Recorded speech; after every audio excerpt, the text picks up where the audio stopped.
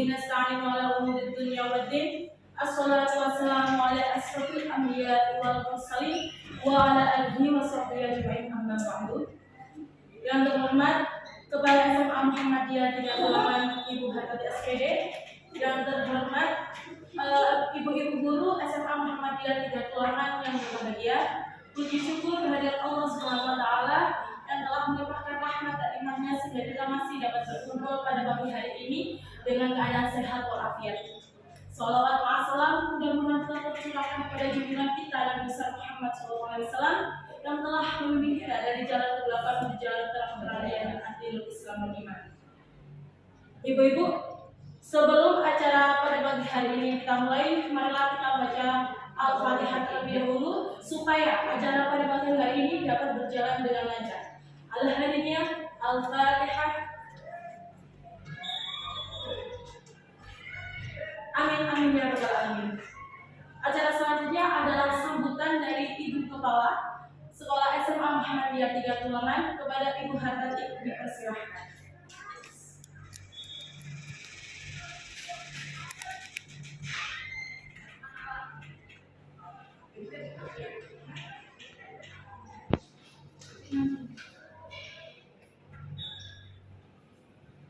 Assalamualaikum warahmatullahi wabarakatuh. Bismillah, alhamdulillah, wasyukurillah, la haula wala quwwata illa billah. Kepada yang terhormat Ibu Faizah selaku calon guru penggerak, kepada yang terhormat Bapak Ibu guru SMA Muhammadiyah Tiga Tulangan. Alhamdulillah pada kesempatan pagi hari ini kita dapat melaksanakan kegiatan yaitu destinasi calon guru penggerak untuk Bu Faizah. Salam kita salam tetap tercurahkan kepada junjungan Nabi Muhammad. Terima kasih atas kehadiran Bapak Ibu semua untuk kegiatan pada pagi hari ini, yaitu diseminasi aksi nyata modul 1,4 calon guru penggerak, di mana kegiatan ini diikuti oleh Bapak Ibu guru SMA Muhammadiyah Tiga Tulangan dengan pematerinya Bu Faizah. Mudah-mudahan dengan kegiatan ini nanti Bu Faizah calon guru penggerak bisa lulus dan melaksanakan aktivitas mulai awal sampai akhir dengan mudah dan lancar. Demikian apa yang saya sampaikan. Kurang lebihnya mohon maaf. Billahi taufiq wal hidayah. Wassalamualaikum warahmatullahi wabarakatuh. Waalaikumsalam.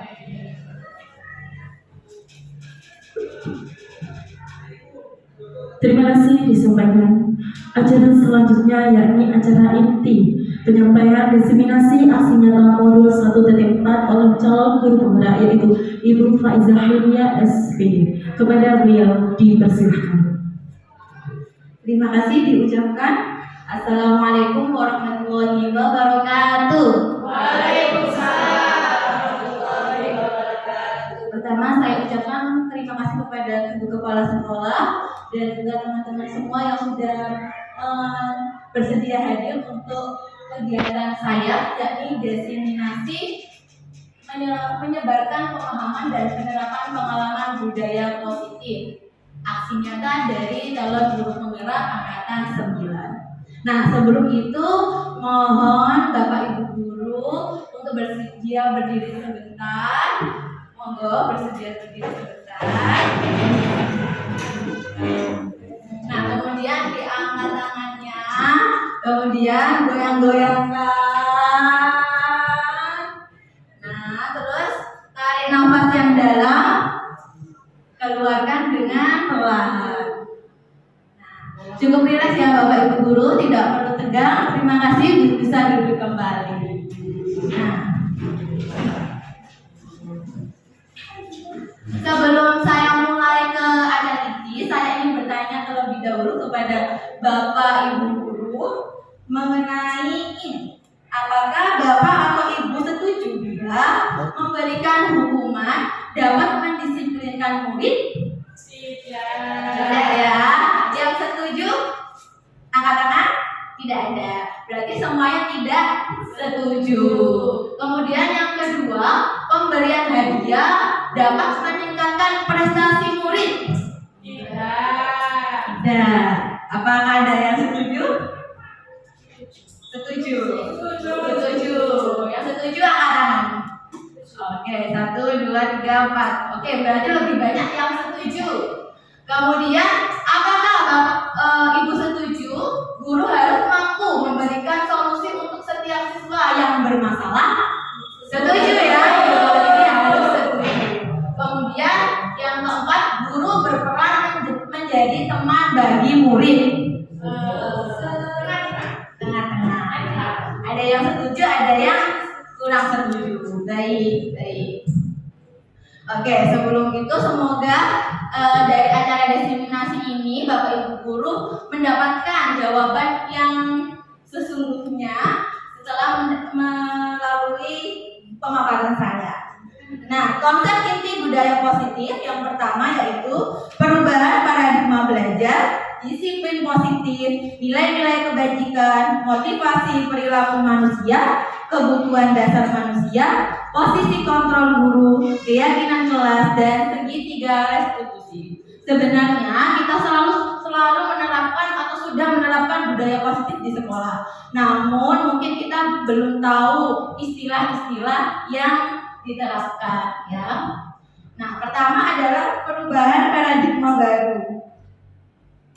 Nah, pada perubahan paradigma baru yakni pembelajaran dengan paradigma baru merupakan pembelajaran yang dirancang berdasarkan pembelajaran berdiferensiasi sehingga murid belajar sesuai kebutuhannya berdasarkan tahap perkembangannya sesuai teori psikolog modern untuk mewujudkan profil pelajar Pancasila. Yang kita sudah ketahui bahwa di sekolah kita sudah menerapkan kurikulum merdeka yang berarti juga menerapkan pembelajaran berdiferensiasi. Jadi kita sebagai guru hendaknya memfasilitasi minat, potensi dari murid itu sendiri.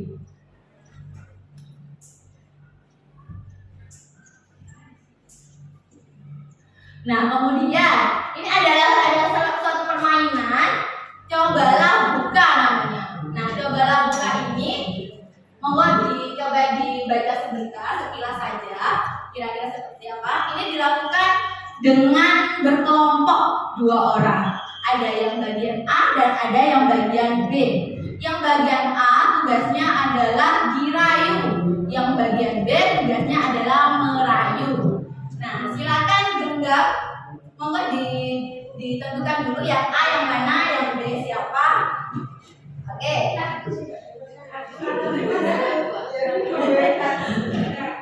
Oke, sudah. Oke, untuk yang A, silakan menggenggam tangannya. Bayangkan bahwa itu adalah sesuatu yang sangat berharga. Yang sangat berharga bagi ibu guru.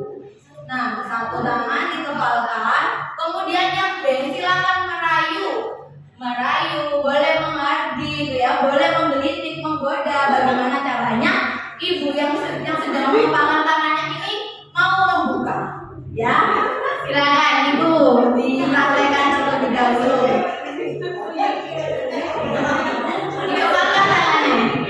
Dikepalkan tangannya, ya.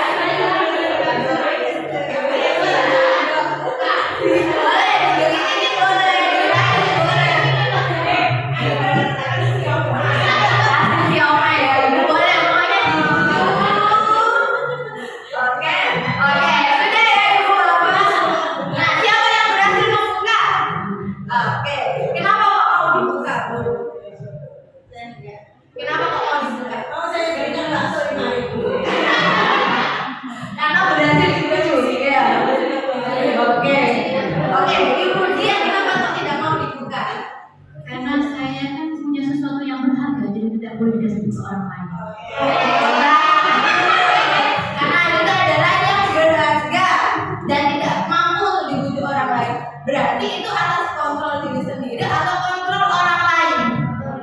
Kontrol diri sendiri. Maka dari itu, miskonsepsi tentang teori kontrol dari Dr. William Glasser.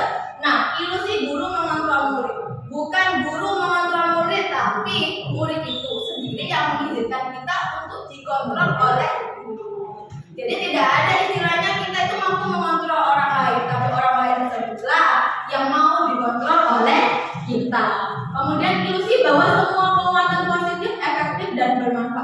Ini tadi dikasih penguatan ya dibujuk, diberikan bakso, ternyata tidak ya. Kalau misalnya kita tidak membuka diri, mengizinkan kita untuk dirayu, kita juga tidak akan membuka sesuatu yang penting tersebut. Kemudian ilusi bahwa kritik membuat rasa bersalah mampu menguatkan karakter. Ini juga tidak akan berhasil karena semua tergantung kontrol diri kita sendiri. Ilusi bahwa orang dewasa berhak memaksa. Tidak ada satu orang pun yang mau dipaksa, ya kan Bu? Lanjut. Nah, oleh karena itu kita harus mengubah paradigma stimulus respon ke pendekatan teori kontrol. Yang pertama, realita kebutuhan kita sama. Ternyata realita kebutuhan kita berbeda. Sama halnya kayak saya sama Bu Oki misalnya. Tiap pagi saya harus makan nasi. Ternyata kalau Bu Oki harus makan buah. Jadi berbeda. Kita semua punya kebutuhan yang berbeda. Semua orang melihat hal yang sama.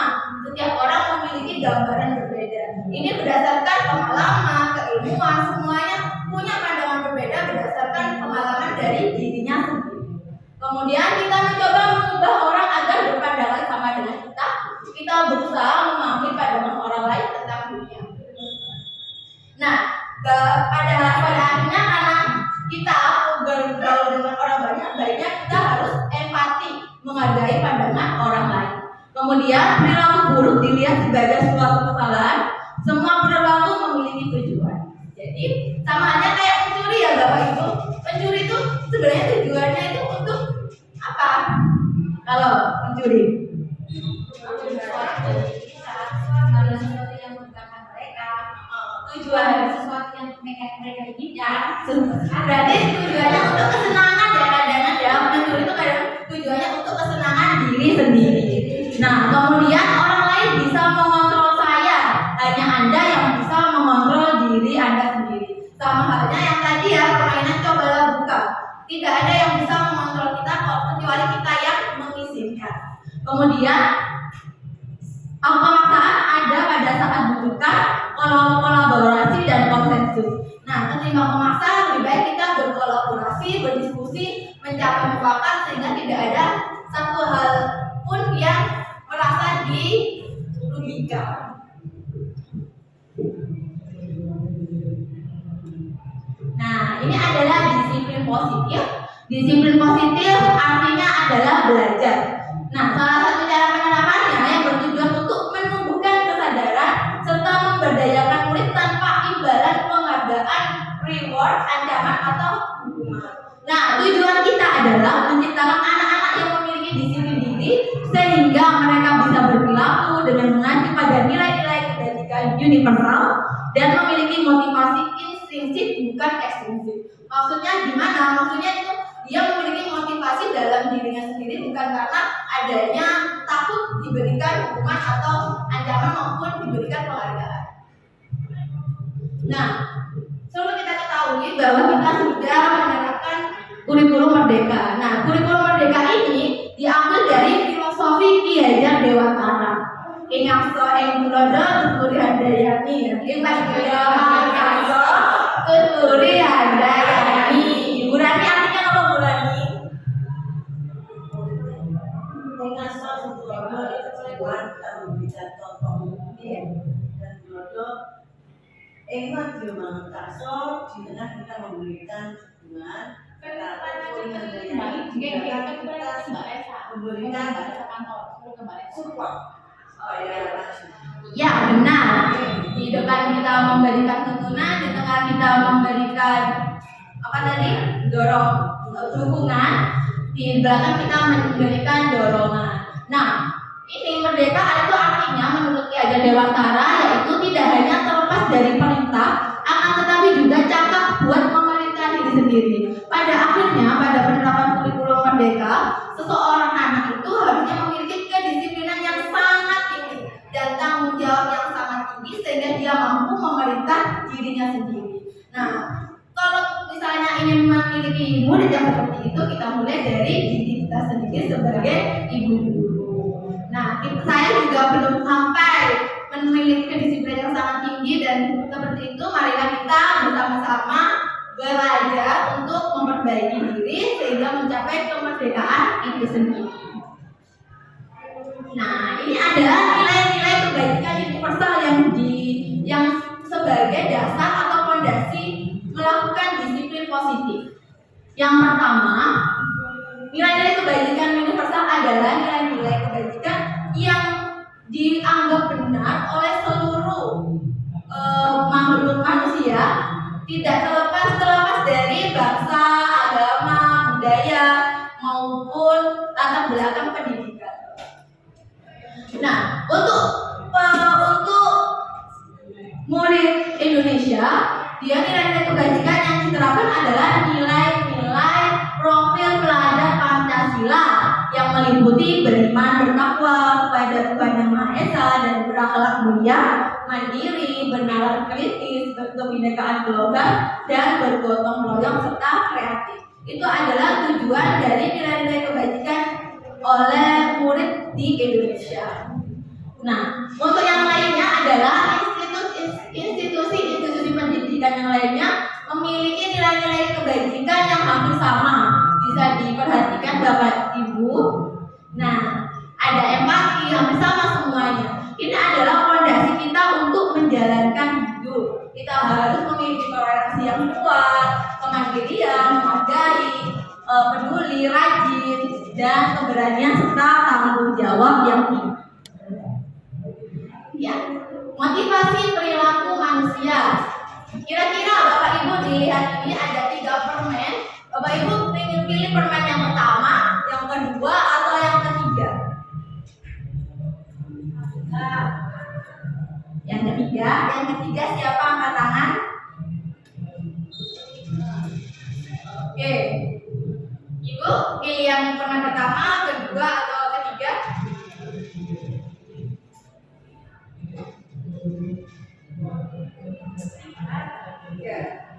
Ketiga.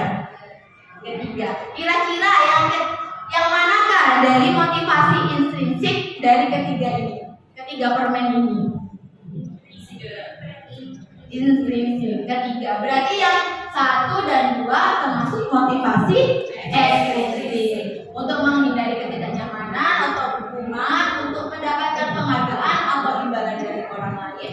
Sedangkan ketika kita sudah memiliki disiplin positif yang tinggi, kita akan menjadi orang yang mereka inginkan dan menghargai diri sendiri dengan nilai-nilai yang kita percaya sendiri. Itu adalah motivasi intrinsik dari diri kita sendiri. Nah, identitas ini adalah perbandingan hukuman, konsekuensi, dan restitusi. Hukuman boleh dilihat terlebih dahulu, Bapak Ibu. Kira-kira yang sering kita lakukan kepada murid kita yang mana?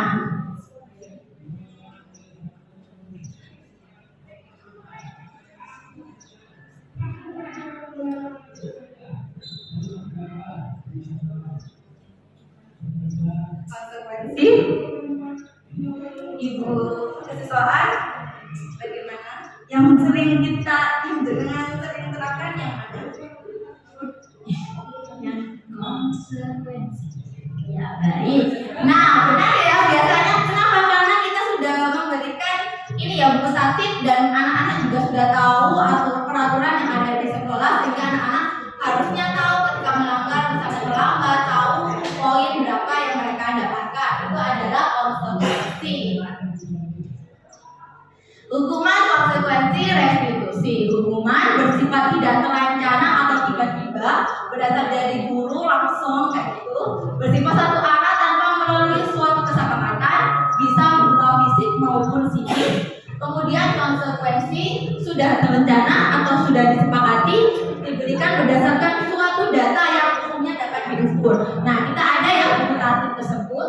Kemudian murid diberikan rasa yang tidak nyaman pada waktu yang singkat. Berbeda dengan hukuman, murid akan merasa tidak nyaman itu dalam waktu yang lebih panjang ketimbang konsekuensi yang mereka sudah tahu poin-poin berapa yang akan mereka dapatkan. Kemudian restitusi.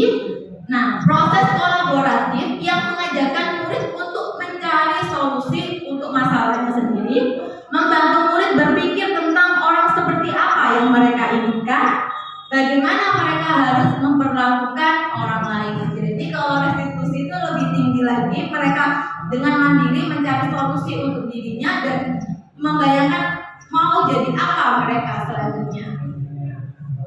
Nah, untuk itu Bapak Ibu guru, tolong dipercermati kata-kata berikut ini, kemudian tentukan ini termasuk hukuman atau konsekuensi.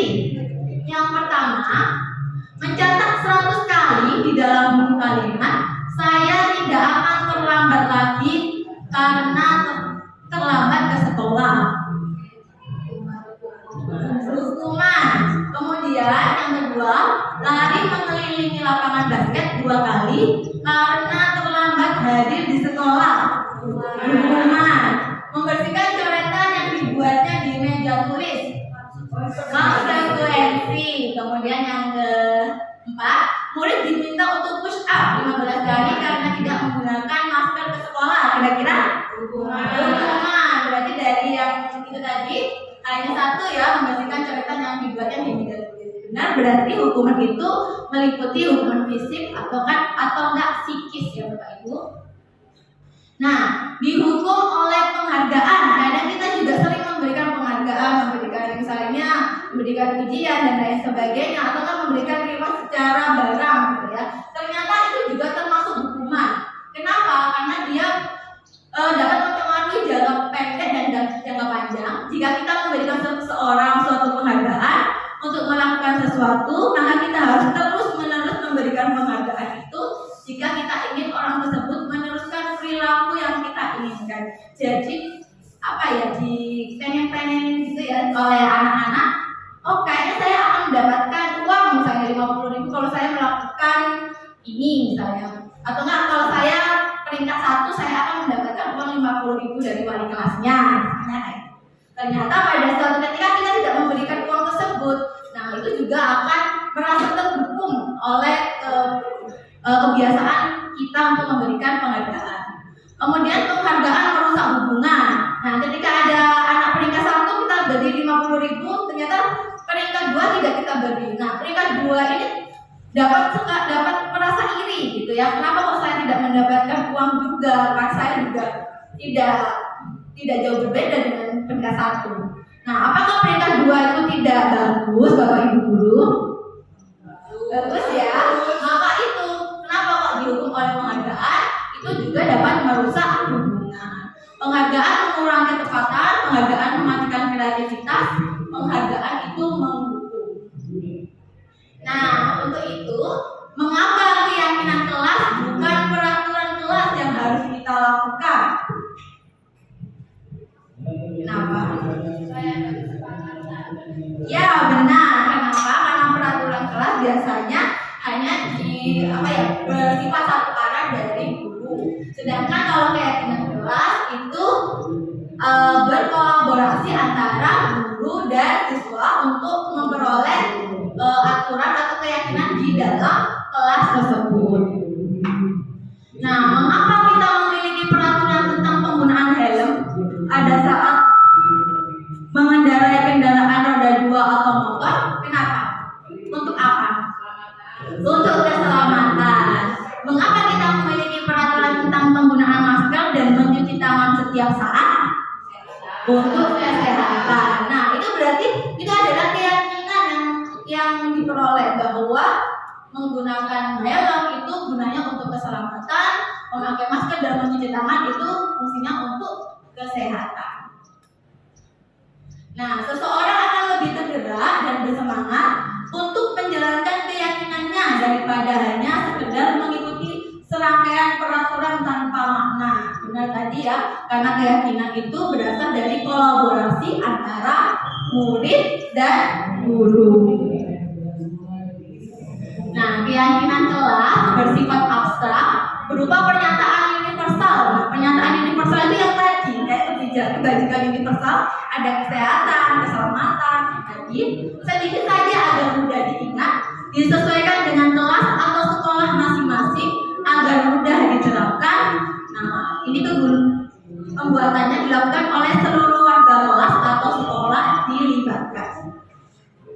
Tahapan menciptakan keyakinan kelas. Yang pertama, mempersilahkan warga sekolah atau murid-murid di sekolah kelas untuk bercurah pendapat pendapat tentang peraturan yang perlu disepakati di sekolah. Kemudian yang kedua, mencatat semua masukan-masukan para murid. Yang ketiga, gantilah kalimat-kalimat dalam bentuk negatif menjadi positif. Kemudian yang keempat, tinjau kembali daftar surat pendapat yang sudah dicatat. Yang kelima, tinjau ulang keyakinan sekolah kelas secara bersama-sama. Setelah keyakinan sekolah atau kelas selesai dibuat, keyakinan sekolah atau kelas selanjutnya bisa diletakkan di dinding kelas di tempat di mana murid itu mampu melihat hasil dari keyakinan kelas yang sudah disepakati. Nah, ini adalah keyakinan kelas yang saya lakukan di kelas 10-4. Nah, contohnya adalah misalnya nama Anissa Salsabila Azalea. Ini adalah peraturan kelas terlebih dahulu. Kita mulai dengan melakukan peraturan kelas terlebih dahulu, kemudian menggantinya dari pernyataan negatif ke pernyataan positif. Yang pertama, tidak boleh memakai HP saat jam pelajaran kecuali diizini guru mapel. Berarti ini kan kalimat negatif. Kira-kira kalimat positifnya bagaimana?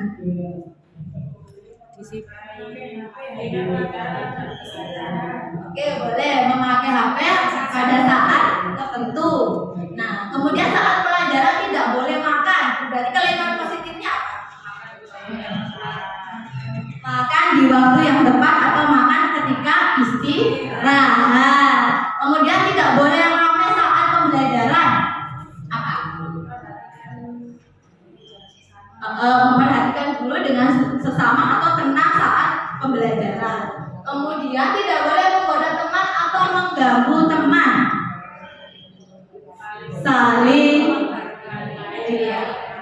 Saling menghargai antar sesama. Boleh untuk yang lainnya satu. Coba Bapak Ibu guru perhatikan yang lainnya untuk diganti kalimat negatifnya menjadi kalimat positif. Saya kira wali kelasnya yang akan mencoba mengganti kalimat negatif ke kalimat positif. Silakan dipilih, Bu. Keisha Firza.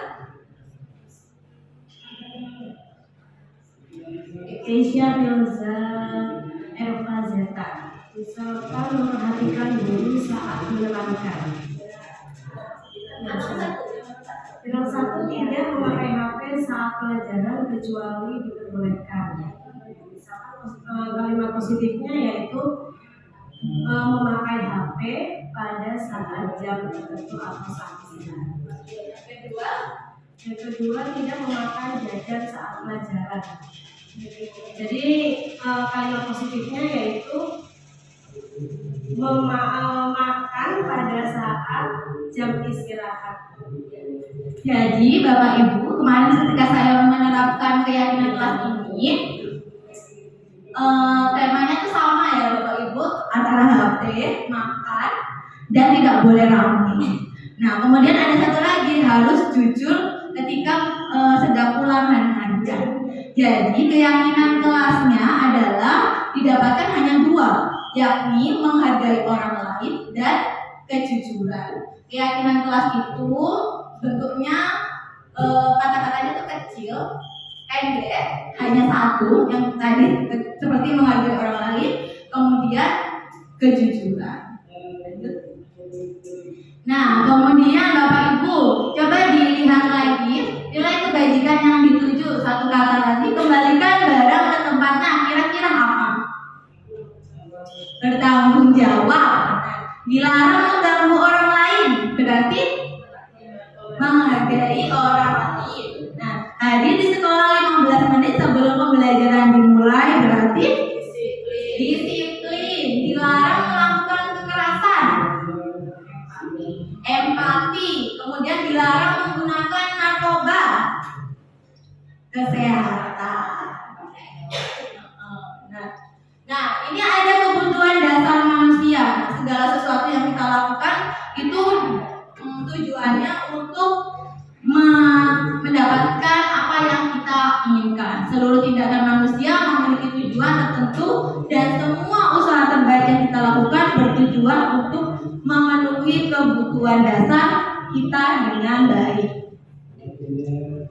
Nah, 5 kebutuhan dasar manusia yakni bertahan hidup, kasih sayang dan rasa diterima, penguasaan, kebebasan, dan kesenangan. Jadi kadang ada ya kalau misalnya murid kita tiba-tiba cari masalah aja, misalnya kayak gitu, ternyata dia itu hanya butuh perhatian dari kita. Berarti dia membutuhkan kasih sayang dan rasa diterima.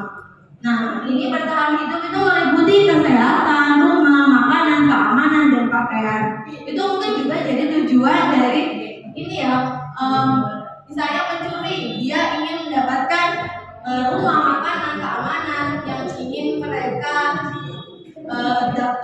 tuju untuk memenuhi kebutuhan dasar manusia tersebut. Nah, ini ada dunia berkualitas. Dunia berkualitas adalah tempat khusus dalam pikiran Anda, tempat Anda menyimpan gambaran representasi dari semua yang Anda inginkan, bisa berisi orang-orang, hal-hal apa saja yang terbaik dalam hidup Anda, dan membuat Anda merasa bahagia dan terpenuhi kebutuhan dasar bagi Anda. Nah, ini ada buletan. Bapak Ibu bisa mempraktekannya sendiri di rumah atau ketika lagi tenang setelah sholat. Nah, Bapak Ibu bisa menjawab pertanyaan-pertanyaan Ibu. Kemudian ditulis di dalam lingkaran tersebut. Boleh dibagi-bagi, itu boleh. Nah, pertanyaannya yaitu siapakah orang-orang yang paling penting dalam hidup Anda?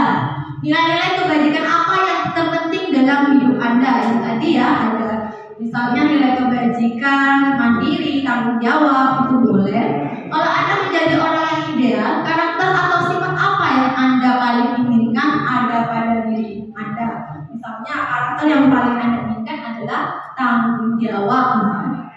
Kemudian apa pencapaian Anda yang Anda sangat banggakan? Kemudian apa pekerjaan ideal bagi Anda? Ceritakan bagian perjalanan hidup Anda di mana Anda merasa itulah titik puncak bagi hidup Anda. Apa yang paling bermakna dalam hidup Anda? Ketika Bapak Ibu sedang melaksanakan ini, kemudian membayangkan ada sesuatu yang ternyata orang tersebut adalah penghambat bagi tercapainya dunia berkualitas Anda bisa menaruhnya di luar lingkaran tersebut. Kayak gitu. Itu adalah refleksi kita untuk mencapai dunia berkualitas versi Bapak Ibu guru. Nah, 5 posisi kontrol. Yang pertama adalah penghukum. Seorang penghukum bisa menggunakan hukuman fisik maupun verbal dengan nada suara tinggi, bahasa tubuh, mata melotot, dan jari menunjuk-nunjuk menghadap. Kemudian guru yang menerapkan posisi penghukum akan berkata, patuhi aturan saya atau awas, kamu selalu saja salah ya. Hasilnya kemungkinan murid marah dan menendang atau bersifat agresif. Berikut ada videonya.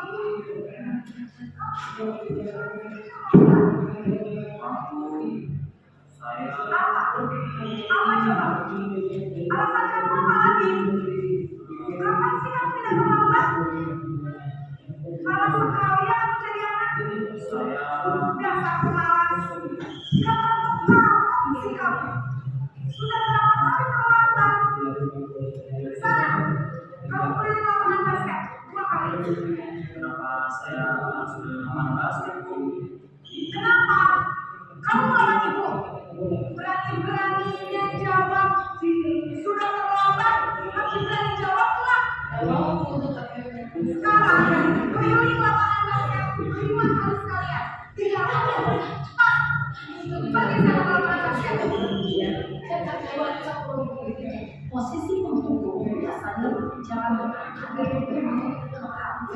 menunjuk-nunjuk, menyakiti, dan hukuman. Kemudian itu tadi adalah posisi penghukum. Yang kedua adalah posisi menjadi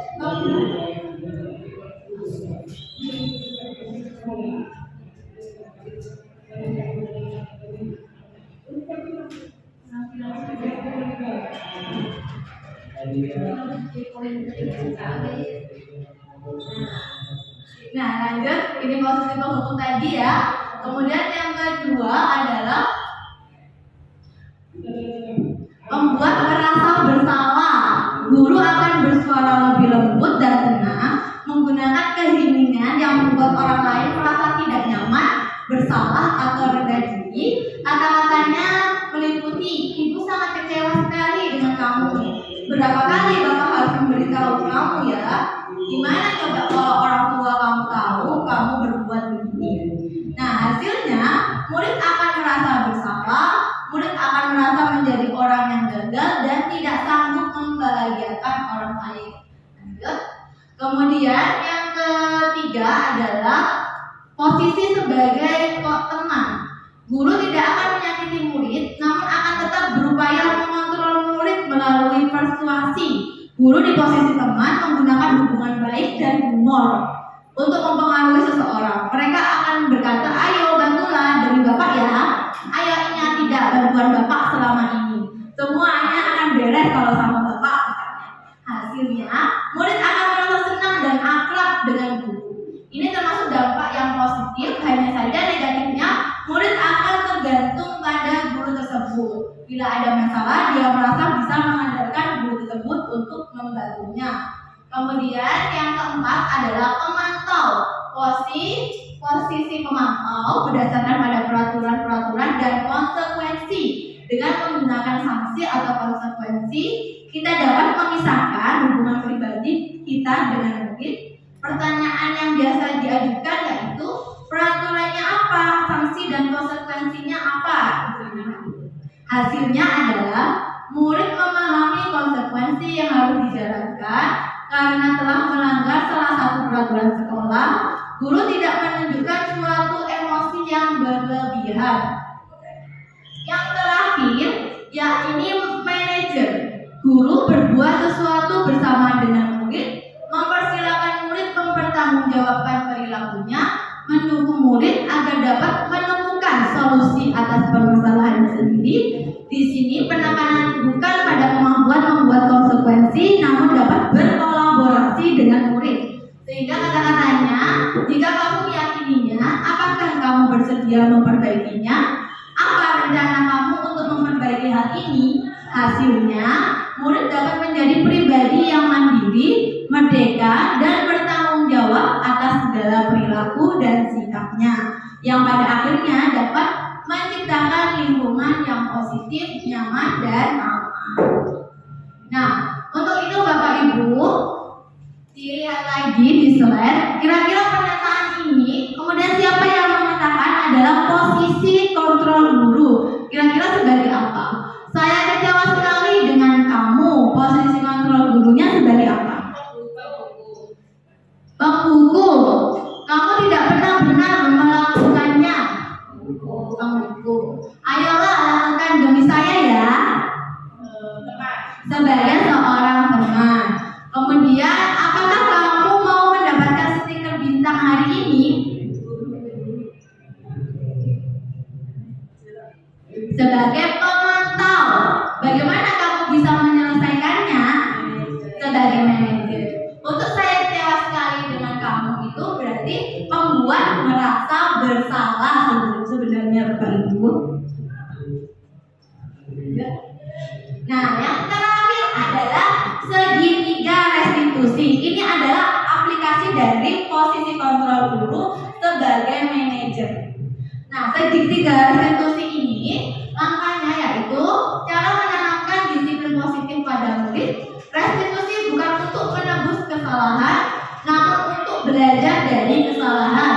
Tujuannya untuk memperbaiki hubungan. Dalam segitiga restitusi ada 3 tahapan, itu bisa dibolak-balik, namun teorinya yang pertama adalah menstabilkan identitas, yang kedua adalah validasi tindakan yang salah, dan yang ketiga ketiga, menanyakan keyakinan.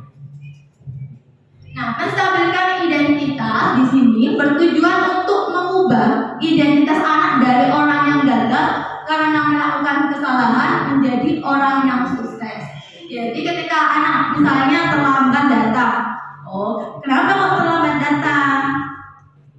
Kemudian anaknya akan menceritakan alasan kenapa dia terlambat datang. Kemudian ibu bapak guru bisa menjawabnya dengan hal itu mungkin manusiawi, tapi sebaiknya kamu harus mencoba mencari solusi agar tidak terlambat datang kembali. Kemudian ini ya, kalau kita ingin ia menjadi efektif, maka kita harus meyakinkan si anak dengan cara mengatakan kalimat-kalimat berikut. Berbuat salah itu tidak apa-apa, tidak ada manusia yang sempurna. Saya juga pernah melakukan kesalahan seperti itu. Nah, yang kedua adalah validasi tindakan yang salah. Setiap tindakan kita dilakukan dengan suatu tujuan, yaitu memenuhi kebutuhan dasar. Nah, kata-katanya sebagai berikut. Contohnya, kalimat-kalimatnya yaitu, padahal kamu bisa loh melakukan yang lebih buruk dari ini ya. Tadi ada ya, Bu Rima melakukannya di Safarudin. Nah, kalau saya terlambat, ternyata kamu masih konfirmasi ya, itu adalah perbuatan yang baik. Misalnya tadi ya, saya dengar, kamu pasti punya alasan mengapa melakukan hal itu. Kamu patut bangga pada dirimu sendiri karena kamu telah melindungi sesuatu yang penting buat kamu. Kamu boleh mempertahankan sikap itu, tapi kamu harus menambahkan sikap baru untuk memperbaiki perilaku. Nah, kemudian yang terakhir adalah menanyakan keyakinan. Anak akan siap untuk dihubungkan dengan nilai-nilai yang dia percaya dan berpindah menjadi orang yang dia inginkan. Nah, kata-katanya, pertanyaannya yaitu apa yang kita percaya sebagai kelas atau keluarga, apa nilai-nilai umum yang kita telah sepakati, apa bayangan kita tentang kelas yang ideal, kamu mau jadi orang seperti apa. Dalam mencapai hal ini kita harusnya sudah memperkenalkan keyakinan-keyakinan kelas untuk sebagai pemantik agar anak mengetahui apa yang ingin dia capai. Nah, ada contohnya. Contoh segitiga restitusi yang sudah saya lakukan.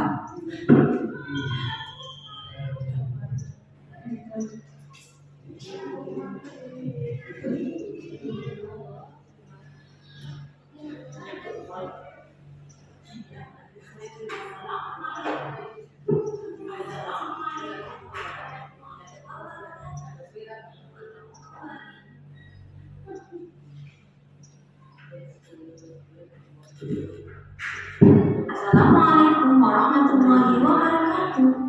Bertemu kembali.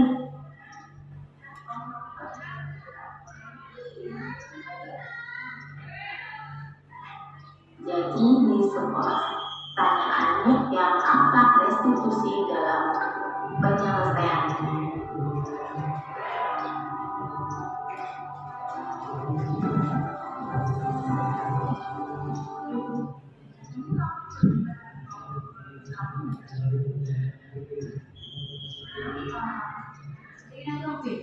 Iya. Berarti JPP itu bisa jadi ya, berarti tulisan JPP sampai buktikan.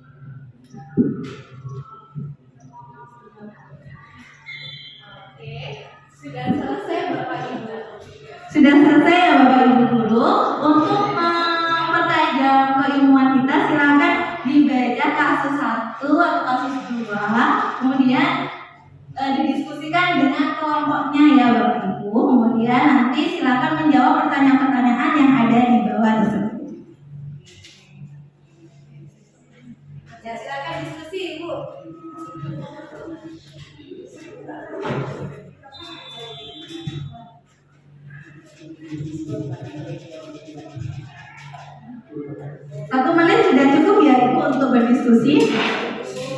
Ah.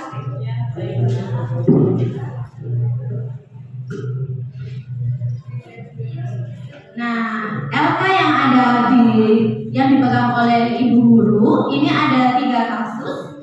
Nah, di situ ada petunjuk-petunjuknya untuk menjawab pertanyaan, dimulai dari kasus 1.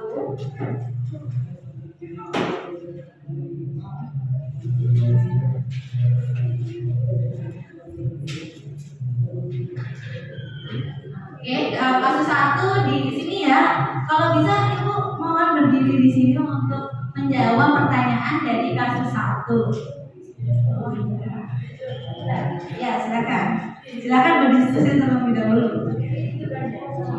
Ya.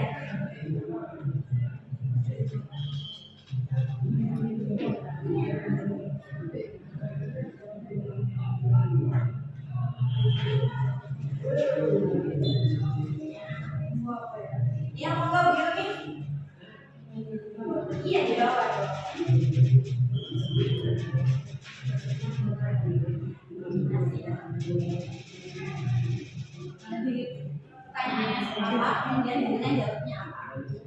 Dalam kasus di atas, langkah-langkah restitusi apa saja yang sudah dijalankan oleh Bu Santi? Jawabannya adalah validasi tindakan yang salah. Ibu Santi memvalidasi sikap yang tidak baik, namun sebenarnya tujuannya bahwa Ibu Santi memahami alasan dibalik tindakan murid dengan menanyakan apakah mereka bersedia melakukan memperbaiki permasalahan yang ada.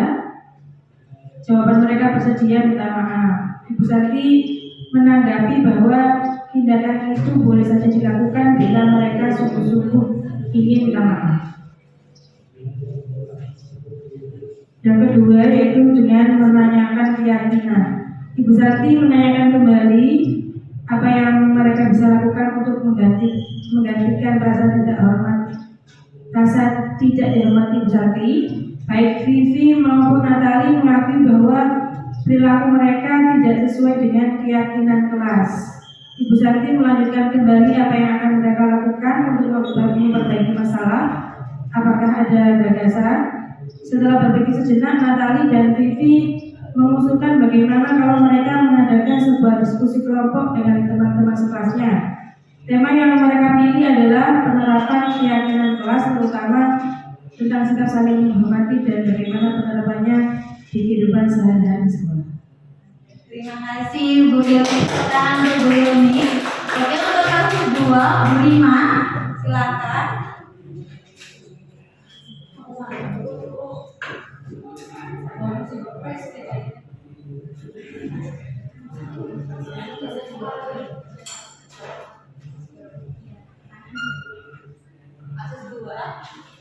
Ini kasus 2 tentang Sabrina hari ini bangun terlambat. Dalam kasus di atas, sikap posisi apakah yang diambil oleh Bapak Lukman? Jelaskan apakah indikatornya posisi penghukum dan posisi pemantau. Nah, jawabannya adalah Pak Lukman tetap bersikeras pada peraturan yang berlaku. Tanda ya sudah, kamu sudah melanggar peraturan sekolah, kami salah, sudah terlambat, salah pula warna sepatunya. Terima kasih Bu Rima, tepuk tangan untuk Bu Rima. Nah, untuk kelas 3 Bu Oki.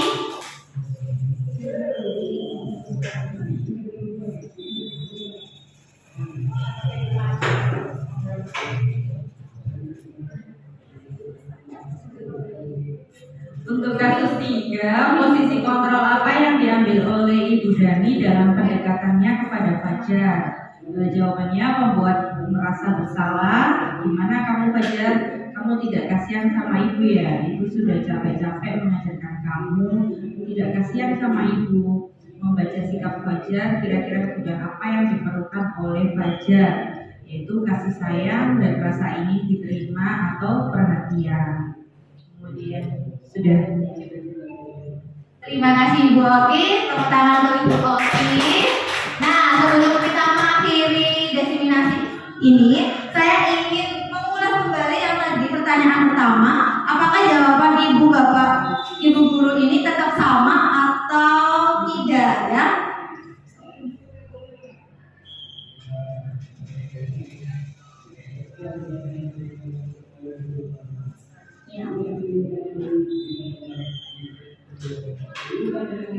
Nah, memberikan hukuman dapat mendisiplinkan murid tetap sama ya ibu, tidak dapat mendisiplinkan murid. Pemberian hadiah meningkatkan prestasi murid, tidak. Guru harus mampu memberikan solusi untuk setiap siswa yang bermasalah. Iya. Guru berperan menjadi teman bagi murid. Tidak. Guru harusnya dapat menjadi manajer, memiliki posisi kontrol sebagai manajer sehingga murid mampu secara mandiri menyelesaikan masalahnya. Terima kasih Bapak Ibu guru sudah sangat bersabar untuk mengikuti desiminasi saya. Semoga dari paparan saya dapat bermanfaat dan dapat diterapkan di kelas ibu guru masing-masing ataupun di lingkungan ibu guru. Saya akhiri. Wassalamualaikum warahmatullahi wabarakatuh. Saya kembalikan ke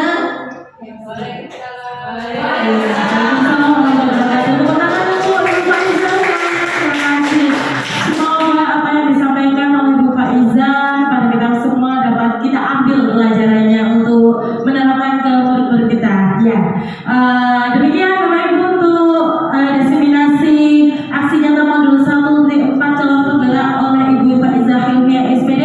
Saya ucapkan terima kasih untuk kehadirannya. Sebelum acara ini kita akhiri, mari kita bersama baca Alhamdulillah. Alhamdulillahirabbil alamin. Wassalamualaikum warahmatullahi wabarakatuh.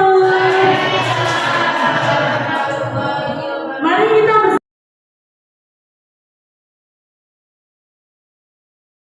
Assalamualaikum warahmatullahi wabarakatuh.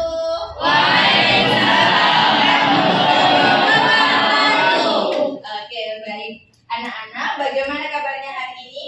Baik ya. Sebelum itu, marilah kita berdoa terlebih dahulu. Doa awal pembelajaran, ingat ya? Berdoa dimulai. Bismillahirrahmanirrahim. Raditu billahi rabba wa bil islami dina wa bi Muhammadin nabiyyan wa rasulah. Rabbi zidni ilma warzuqni fahma. Amin ya rabbal alamin. Karena kita sudah masuk pembelajaran baru, yang ini materi bioteknologi, maka kita harus membuat keyakinan kelas. Nah, apa sih bedanya dengan peraturan kelas? Ada yang tahu nggak? Tapi coba, apa keyakinan kelas dan peraturan kelas? Bedanya apa? Mungkin ada beberapa. Kalau peraturan kelas itu mungkin ada beberapa, dan kalau keyakinan itu lebih ke satu dan fokus. Berarti rangkaian katanya ya. Kalau keyakinan kelas itu bersifat satu kata aja, universal, kebajikan universal. Jadi kita mulai aja sekarang ya. Saya bagi Padletnya. Kalian buka HP-nya terlebih dahulu, boleh? Belum, belum. Robert.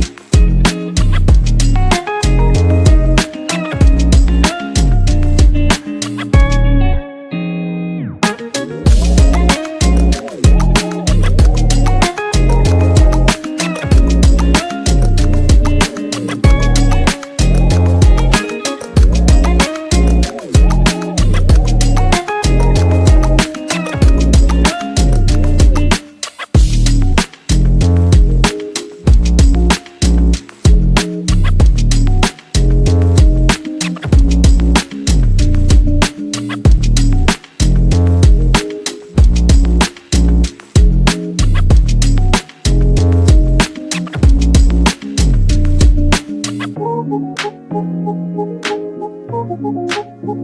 jam pelajaran kecuali diizin oleh guru mapel peraturan kelasnya. Setuju. Setuju, Bu. Boleh pakai HP 24 jam. Kemudian saat pelajaran tidak boleh makan, tidak boleh celometan, tidak boleh makan saat pembelajaran, tidak boleh menggodai teman-teman. Ada ya, sudah kelihatan semuanya ya. Publikasi kan.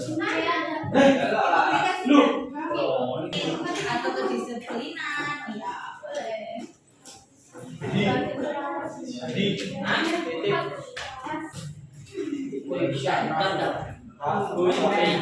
Tulis kayak satu keyakinan kelas yang menurut kalian berarti yang kamu ambil dari situ. Satu aja yang paling kamu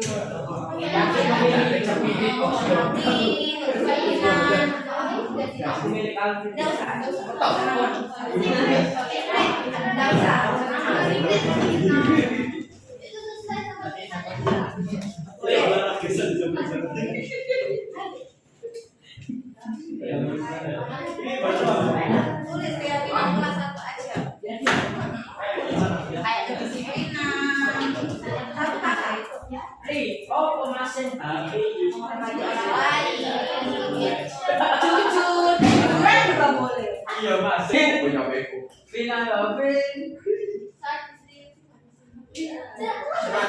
Sekarang silakan ditempel keyakinan kelasnya di sini. Nanti nggak usah pakai nama. Tempel aja di sini, semuanya ditempel. Nanti kita akan bedakan dari mana yang paling banyak kalian pilih, keyakinan kelas mana yang akan kita lakukan di kelas. Tempel aja di sini. Sekarang sama aja dulu. Enggak terus aja dulu keyakinan kelas. Tempel itu. Maju jalan. Maju semuanya. tadi. Begini gak apa-apa ya, Bu ya? Martabak yuk. Kayak martabak temenan tadi.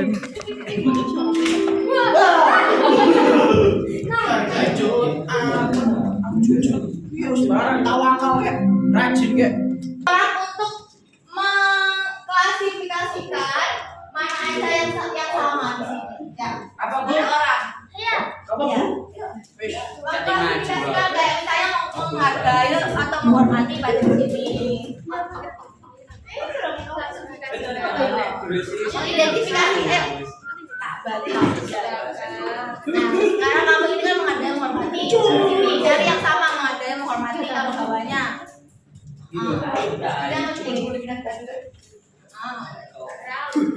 Satu lagi.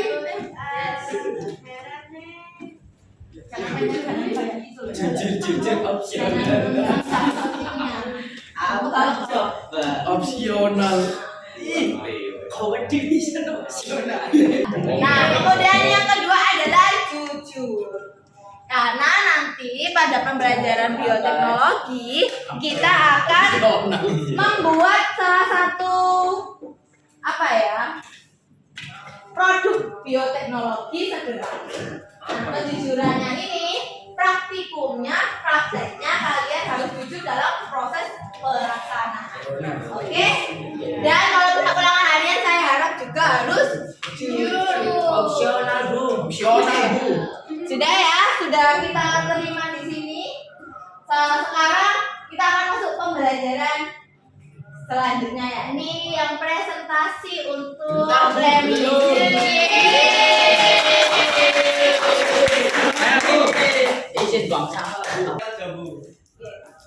Nah, untuk memastikan keyakinan kelas ini kita lakukan sekarang satu persatu untuk tanda tangan di kertas ini sebagai bukti bahwa kita saling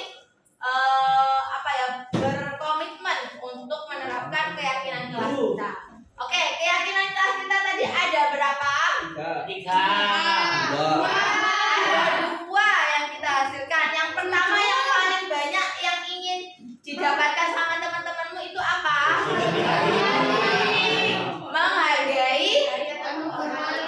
Menghormati orang lain. Jadi yang pertama tadi apa? Menghargai atau menghormati orang lain. Yang kedua berarti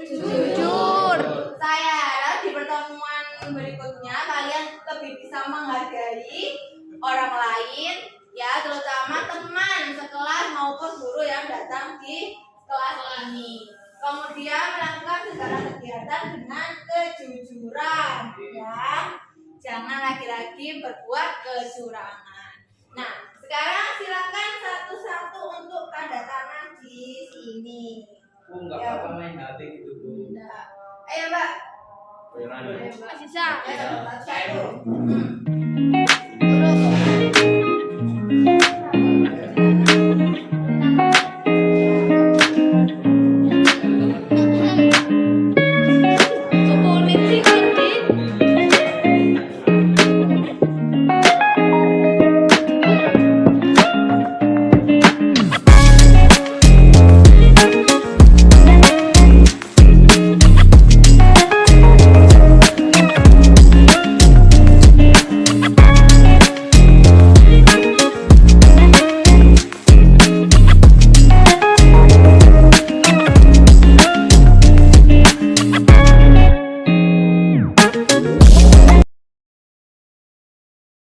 Assalamualaikum warahmatullahi wabarakatuh. Perkenalkan, nama saya Anissa Sabila Azalia, kelas 4 SMA Muhammadiyah di Kadilangan. Perkenalkan, nama saya Nur Azia Ramadhani dan kelas 4 SMA Muhammadiyah di Kadilangan. Saya sangat senang hari ini dibimbing oleh Bu Faiza tentang keyakinan kelas. Keyakinan kelas ada dua, yaitu kejujuran dan menghormati orang lain. Semoga pembelajaran tentang keyakinan kelas hari ini bisa diterapkan dan berjalan dengan lancar. Terima kasih Bu Faiza. Assalamualaikum warahmatullahi wabarakatuh. Oke, Arya, kamu sering terlambat ya? Iya, Bu. Sudah berapa kali kamu terlambat? Sekitar lebih dari 2 kali. Baik. Menurut Arya, terlambat itu suatu kesalahan atau bukan? Iya. Oke. Nah, terlambat tersebut membuat kesalahan itu adalah manusiawi. Nah, tapi yang paling penting adalah memperbaikinya. Mari kita cari solusi untuk memperbaiki kesalahan Arya. Bagaimana? Setuju. Setuju ya? Iya. Ya, saya yakin kamu pasti punya alasan untuk melakukan keterlambatan tersebut. Kira-kira alasannya apa? Saya terlambat itu karena kadang saya bangunnya kesiangan. Kalau nggak gitu kadang sebelum berangkat itu saya sakit perut, jadi itu yang nggak terlambat. Jadi menurut Arya, apakah keterlambatan itu sesuai dengan keyakinan kelas kita? Tidak. Tidak ya. Nah, menurut kamu keyakinan kelas apa yang kamu sudah lalui? Kedisiplinan. Kedisiplinan. Jadi apa yang bisa kamu lakukan untuk memperbaiki itu? Mungkin kedepannya saya akan berusaha datang lebih pagi agar tidak terlambat lagi. Berarti menurut Arya juga kedisiplinan itu penting nggak? Penting. Penting ya. Baik, jadi kamu sudah harus berjanji pada diri kamu sendiri untuk memperbaikinya ya Arya. Oke, sudah ya Arya, jangan diulangi kembali, boleh kembali ke kelas. Oke.